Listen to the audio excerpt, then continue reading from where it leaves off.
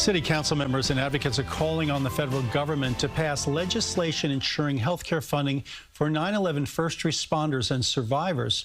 City leaders gathered today to urge President Trump and the Congress to pass the bipartisan 9/11 Responder and Survivor Health Funding Correction Act of 2025.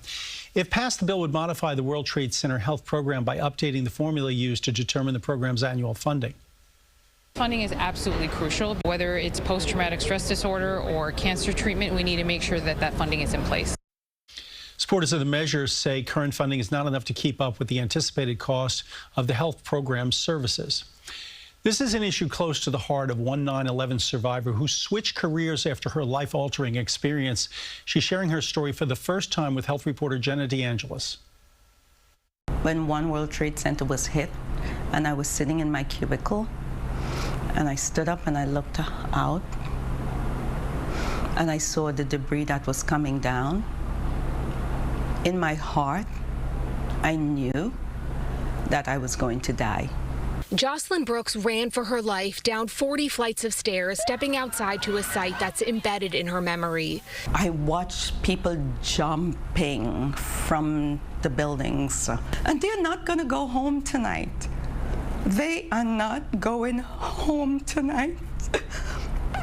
Surviving 9/11 left the mother of two thinking about her purpose in life. At the time, she was working at Lehman Brothers, a successful finance career she eventually left behind to become a nurse at 48 years old. It wasn't my first career path, but it was my first passion.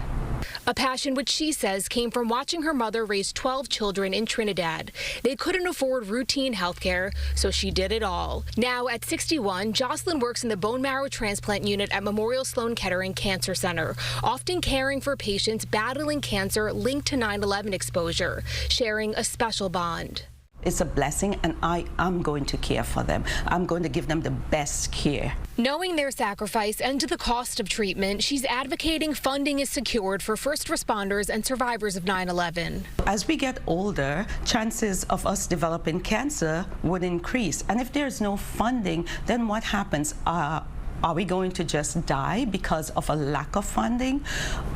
At this point, we need our legislators to go out there and fight for us. And when she reflects on September 11th, she shared the sole photo she has of herself working in that building. On display at her desk, a drawing her daughter made. What do you think of that over your shoulder is you as a nurse? It was destined. This is destiny right here. Jenna DeAngelis, CBS News, New York. Destiny, indeed. Tomorrow, as we mark 24 years, if you can believe it, 24 years since the attacks, we will have live coverage of the commemoration ceremony beginning at 8:25 a.m.